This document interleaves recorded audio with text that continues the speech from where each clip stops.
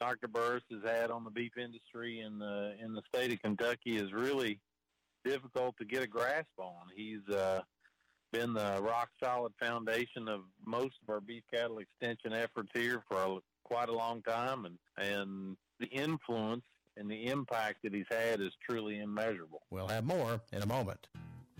Farm equipment on the highway. Whether it's spring planting time, harvest season, or the months in between, farm equipment is often out on the highway being moved from farm to farm. And keep in mind, it takes only 5 seconds to close a gap the length of a football field. So if you're doing 55 and a tractor just around the blind curve is moving at 15, well, you get the picture. Slow down, be alert, be safe. This message brought to you as a public service by Kentucky Farm Bureau. Dr. Anderson adds they're hoping many of Dr. Burris's friends will be there this year for the Beef Bash to help wish him well. I doubt there's very many cattlemen, particularly on this end of the state, that don't know Roy pretty personally. And he's had a tremendous impact on a lot of the beef industry, particularly in western Kentucky. And we hope that his friends will come out to wish him well in his retirement. He adds Dr. Burris is looking forward to his retirement, but deserves credit for quite a bit of progress in the beef cattle industry in Kentucky. Proud grandfather and loves hanging out with his family and his grandkids, and I know he'll enjoy that a lot. You know, it's a great time for all of his friends in the beef industry and personal friends just to come out and wish him well and honestly thank him for an incredible career and an incredible degree of service. Dr. Burris was among the class of inductees in the Kentucky Cattlemen's Hall of Fame at the annual Cattlemen's Association Convention in Lexington in January. And that's today's edition of Across Kentucky. I'm Alan Watts on the Farm Bureau Radio Network. You're listening to your hometown radio station, 103.3 FM The Tiger, on translator ID W277CK, Princeton, Kentucky. Hancock's Neighborhood Market on Commerce Street in Cadiz is the place to shop for delicious homemade goodness. Hancock's makes their own fresh chicken salad, pimento cheese, salads, and a variety of mouthwatering desserts, sure to please your entire family. While at Hancock's, be sure to visit their meat department for the best selection of USDA choice meats in the area. Hancock's Neighborhood Market in Cadiz, hometown homemade goodness, and the Hancock name you know and trust for quality for your family. Hancock's Neighborhood Market on Commerce Street in Cadiz. Hi folks, here's your Monday through Thursday schedule at the Capitol Cinemas, and of course the three movies are Unbroken, The Path to Redemption, The Predator, and The Nun. Here we go. In Cinema 1, it's The Path to Redemption, based on the best-selling novel called Unbroken. Unbroken, The Path to Redemption, PG-13 movie. It shows Monday through Thursday at 6:30, as do all our movies Monday through Thursday. Cinema 2, The Predator, R-rated movie. Everybody's seen The Predator, one of them, and they're really fiercely looking, scary characters. The Predator, rated R, shows Monday through Thursday at 6:30. And for the last week, The Nun, rated R. It shows Monday through Thursday at 6:30. That's your lineup. You got more questions? Give us a call during movie hours, 365-7900. The doctor is in at Health First Community Health Center. Dr. Jamie Perry is ready to care for the community, providing primary care services at 1100 South Jefferson Street here in Princeton. Dr. Perry is accepting new patients, and walk-ins are always welcome. At Health First Community Health Center, we are not just another doctor's office, we are your medical home. Call us toll-free at 1-877-667-7017. Since 1978, Perry's Floors and More has been selling, installing, and servicing homeowners throughout Western Kentucky with quality flooring and workmanship. Perry's Floors and More carries luxury vinyl plank and luxury vinyl tile, carpet, window treatments, and more. Quality brands like Mannington, Shaw, Tarkett, Beaulieu, and Flexitech. There's a reason why we say you can walk on our reputation. Come see Bill and Lucy at 127 West Market Street or call 270-365-9869. 8:06 at WPKY, our morning visit. We'll get to it in just a second. Let's check the forecast. All right, it's warming up quickly. 71 degrees. We're going to have a high around 92 today. Sunny, and then a slight chance for a pop-up shower this afternoon. 68 for the low tonight, and a stinker tomorrow, 94 plus. But don't worry, cooler weather and a chance for some showers coming in on Friday. 92 for the high today. It is 71. Our morning visit Here she is, bright-eyed and bushy-tailed. Those extension people get up early. It's Rhonda Jewell with 4-H. Good morning, Rhonda. How are you? I'm good. Great. How are y'all? Good to have you. How's Troy? He's good. Is he listening? Is he monitoring this I'm channel? not sure if he is. I didn't remind him because I don't like him to listen to me. So. Okay. I didn't realize I knew your husband so well, so I'm glad to have you on. And, gosh, 4-H, it just seems like any time of year is a busy time for 4-H, but I know, can you kind of catch us up on what's been going on with 4-H in Caldwell County? Because I know you all have been full speed ahead. I sure can. As a matter of fact, since school started, we've been trying to get our new project groups going and get our after-school clubs going. And I'll mention those in just a few minutes, Sure. but I just kind of want to talk about some things that have happened in the last couple of weeks. First off, we had our state shooting sports contest, and that was held on September the 8th and 9th in the Lexington area, I guess I should say. Yeah. We had 5 that participated or 5 that competed, and they did very well. There is, I believe there was over 1,100 kids that competed. Holy moly. I don't know the number off the top of my head, but I did know. But it is amazing the number of kids that compete and that that go through this contest. Sure. And again, it is a 2-day contest. They hold the trap on the second day, and it's held in Berea. The first day they do archery, rifle, and what a great way to get together with kids that have similar interests, though. Yes. You know, I mean, they probably have as much fun visiting with each other as participating in the competition. They do, because a lot of these kids go to county meets, like they'll go to Christian County or Union County, and they all kind of get together, and they know each other. They're competitors, but yet they are friends. And I want to mention a few. We did have one. We've never had anyone place first in trap, and we did this year. Jace Reynolds was first in 9 to 11. It's his first time to shoot at the state contest. He just came for the fun. He just came to kind of get a feel for him on the show. Yeah. Well, it's hard enough to get him to smile, but I did get a picture with the smile. But anyway, we're very, very proud of him, as well as the rest of our shooters. Briley Baker also placed 3rd in recurve in his age division. Drake Reynolds placed 3rd in air rifle in his age division also. So again, we're very proud of those guys. Briley Baker did tie for second. There was a shoot off for second. There was a 5-way tie, and he ended up coming in 4th. So anyway, that would have.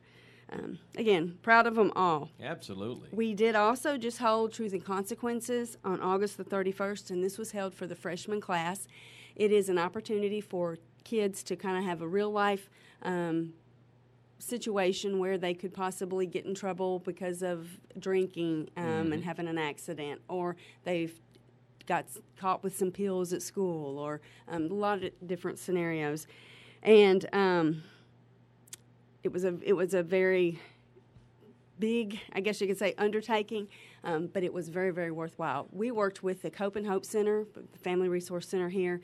We've actually been planning this since early March. Wow. And we just, Ashley White and I, our family consumer science agent, along with Lacey Gilkey and Teresa Ray, just kind of put this together. We had a wonderful committee, and if it weren't for our committee, it wouldn't have turned out the way it did. But it was, again, it was an awesome event. We had 67 volunteers, and I want to thank anybody that came and gave their time that morning, because I think everyone had. A lot of us didn't really know how it was going to turn out, just because it's the first time we've done it. I knew it was going to be good, but I didn't know it was going to be this good. That's so important for young people. I've survived one teenager. I've got 2 I'm dealing with now, but for young people to understand choices. Yes. You can make choices. You're going to have to make choices, but when you do, you got to prepare for the consequences. Each choice carries a consequence, and sometimes they have a hard time connecting the two. And it's programs like that are so awesome. They do, and the title of the program is Truth and Consequences. The choice is yours, and it is the choice, whether they make a good choice, bad choice. And a lot of times you're under the, they get caught off guard, but they've just got to remember to keep their guard up and make good choices. I actually was at Lyon County last Friday volunteering, and there was an inmate there, and it just brings a tear to my eyes when I think about it. She was 31 years old, and she'd been in prison. Actually, 4 years to the day was the accident. She got a DUI, actually hit someone. killed someone my. and is in prison for 13 years. And she was a young, beautiful young lady, and you could tell that she was heartbroken. She's never been in trouble, never had anything, just made a bad decision when she was 27 years old to go out with her friends and didn't make a good choice of having someone drive her home, and she's paying for it the rest of her life. And, yeah, that choice has affected the rest of her life. Yeah, it has, hers as well as several others. So anyway, that was very profound too. Lyon County, they had a great day too. But anyway, we do have some other opportunities that they're going to be going through the health classes at Caldwell County. Mm-hmm. Some different people that are going to be coming in. Actually, this inmate may possibly come and speak to them and just tell her that story. That would be powerful. It would. I tell you, it was. It really caught these freshmen. I saw several tears running down their eyes. Mm-hmm. And then we also have some guys from Teen Challenge that may be coming back and talking to them a little bit more one-on-one. They were there for the day, but they didn't really get a chance to really share what they've been through. So anyway, the more they hear it, hopefully they'll make better choices. Yeah, well, and you could learn, and credit to this young lady whose life has changed forever. Yes. She's turning an awful situation into something to try to help young people. That's admirable. It is. And she had been to UK, and I guess she was in some kind of business, and she said, one of the teachers asked her, what would you like to do with your life when you get out? She said, I just want to help people. And I told her, I said, you're helping people right now. Mm-hmm. I said, if you just keep sharing your story and keep a positive attitude. If she keeps one young person from making that same choice, that's priceless. Exactly. Yeah. And she went on to say that it's not just alcohol and it's not just drugs. It's texting also. Those things can distract you and just change your life with the blink of an eye. Mm-hmm. We also did have 4 teens and 1 adult that went to Washington with 64 other 4-H teens and adults and leaders. This was we call it kind of the Washington experience, and it's just something that our district got together, but the 4-H agent in Greene County is a travel agent, and he's been to Washington I don't know how many times, 60-something times. Oh, wow. He's a wonderful tour guide. Our kids had a wonderful time, and I was jealous because I wasn't able to go. That's an amazing place. I could spend 2 weeks in Washington, D.C., not even scratch. I could spend that much time in the Smithsonian's alone. So. Yeah. Oh, it's incredible. What a great opportunity for young people. Yeah, they absolutely loved it, and my adult just had a wonderful time also. So very happy for them. That means the kids were good. They did, and I've had several comments from some of the other agents. That makes you feel good, doesn't it? It sure does. It sure does. They said, your leader and your kids were just great. So, and then we just recently, this past weekend, had our first 4-H day at UK. And it was for the UK football game. They played Murray State University, and I hate to say it was a blowout, but it was because I was kind of divided. I graduated from Murray, and but UK pays the bills. So. That check will help Murray State athletics. Exactly. But it was a fun time. There were 97 youth there, and I'm not sure how many adults. We had quite a big turnout, and looking forward to next year. Yeah, that's a great experience too, because a lot of kids probably haven't been on the Kroger Field or Commonwealth. I hadn't, and it was pretty amazing. It was pretty amazing. Neat. So, we also have some other things that are coming up. Our Teen Leadership Academy deadline is today, and this is a program for our middle school youth. It is a leadership opportunity, a chance for them to meet some people from different places, see and learn about their surrounding counties, and have some fun. It involves Trigg, Lyon, Caldwell, Crittenden, and Livingston counties, and we have 4 from each county that attend. It's a monthly visit that we take, and so they do miss a day of school each month, and they are responsible for making their work up, and if they don't keep their grades up, they're out. The first visit, we'll go to Crittenden County, and we go to the Amish, and they get to see how the Amish harvest, how they grow and they harvest molasses, sorghum, or I guess it's sorghum, to make molasses. And then we go to the Mineral Museum in Marion, which is awesome if they've never been. Then Trigg County, we learn about tourism. When we go to Lyon County, we learn about the judicial system. And Caldwell County, we learn about business and medical. We also go to the hospital. So we're kind of double dipping there. You never know. You may kickstart something in a young person's mind. Say, hey, I would like to. I may want to study this in college. That's one of the things that we focus on, and the places that we visit. One of the things that they focus on is career exploration, and just kind of giving them an idea of what they do. Like when they go to the hospital here, they get to see, well, they know that there's nurses and there's doctors there, but they don't really understand that maybe there's x-ray techs, that there's a whole business department, there's HR, there's everything. CEO, CFO, all kinds of different things. Anesthesiologists, all physical therapists. Yes. I mean, there's it's a lot more than just, like you say, doctors and nurses. So it takes everybody to make the hospital work. It does. And, it kind of opens their eyes to that, as well as the fact that we have a sock factory here in Caldwell County. A lot of people don't know that. The kids always love the kids. Beth can hook you up. Yeah, I never wear socks. They get onto me. But, if it's under 40 degrees, but I digress. Go ahead, Rhonda. And then last year we took our first trip to Hydro Gear, and that was pretty interesting. We hope to get that in again this year. Nice. Livingston County, we focus on nature. We go and. There's a lot of it down there. If you get down there, the river people down there in Smithland, holy moly. I mean, just being along the river, and that's like a whole different part of the country there. And we do get to go to the dam when we're in Livingston County. That is cool. Do you see the hydroelectric power and how they do that? Is very interesting to me. Very neat. One of the highlights of the trip, or I guess you could say this experience, is getting to go to Fort Campbell. We didn't get to last year, but we've had a chance to every year. They were deployed last year, and it just wouldn't be the same. And some of the people that help were not there. But they get a kind of, I guess you could say, behind the scenes of Fort Campbell, because the Livingston County 4-H agent, her husband he's retired military, but he's also works there as a civilian with the Wounded Warrior program. So he's got a lot of connections, and it is one of the highlights of the trip. But anyway, if there's anybody out there that is interested, they have to be 6th through 8th grade. They can be Caldwell County, whether they're homeschool or they're public school. But again, it's a very strict deadline, and it is today. And there's just an application that they need to fill out. It's kind of for the trip. To be a part of the academy. Okay, I got you. To be a part of the because academy. You got to get in at the beginning. This is one of those things you have to get in at the beginning. You're going to miss so much. One of the things that the kids do, we do group them up into groups of 4, and there's one from each county, 5. One from each county, and they, at the end of the year, we have a graduation, and they have to do a presentation, and they have to everyone has to have a get up and speak, and everyone has to have a part, but they just kind of tell, what focus they want, whether they want to focus on all the different trips or whether they want to focus on just one in particular, which had the most, impact on them. So. Well, what a great way. And if you do the groups, if you split them up a little bit, and then I've got to get to know somebody from Lyon County or what, that's a great thing. And we do a lot of get-to-know-you games and different things like that. We give, but it is a lot of fun.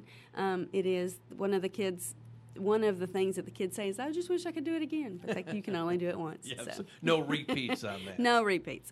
We also have Plate to Farm that I'll be helping with, and this starts on Thursday. It goes Thursday and Friday. This is a 3rd grade program, and it's put on by our FFA, actually. They've done this for several years, and I don't know how many years, but it's been quite a few years. But it's just a wonderful opportunity for our kids to learn about where food comes from. They go to the grocery store, and then they go to the farms. And we always do country ham. I talk about how country ham has how people used to have to preserve their food, and why, how country ham kind of got started and why it got started. No, you had salt. You had to cure it. That's the way to keep it. And I have one there. They get a taste of country ham if they haven't tasted it before, and it is actually one that our 4-H'ers cured. You're making my mouth water. I'll bring you some. Oh, my goodness. And great place to learn about country ham. It is, and it's a good opportunity for me to promote our country ham project. So absolutely, that's incredible, and just again, Broadbent and Catawba, they were the grand champion. Oh yeah, and that I forget. I think it was in the millions this year that ham sold for to help cheer it. I mean, that's unbelievable. We figured, I can't remember now. Somebody in the staff figured out how much per ounce, but it was like $50,000 an ounce. It was crazy. It was unbelievable. So, but good anyway, place to learn. Exactly. Broadbent is a good place to learn, and there are leaders too. And we'll be in the next few months. I'll be promoting that, and if anyone would like to participate, get signed up. Yes, they are. They're good wonderful. Stuff. We could not have the program in West Kentucky if it weren't for Beth and Ronnie Drennan. So. And need young people learning this because Yes. a lot of us not getting any younger, and that's a great thing to pass on from generation to generation. Exactly. They get communication skills. They get to learn, how to process food. They get to learn.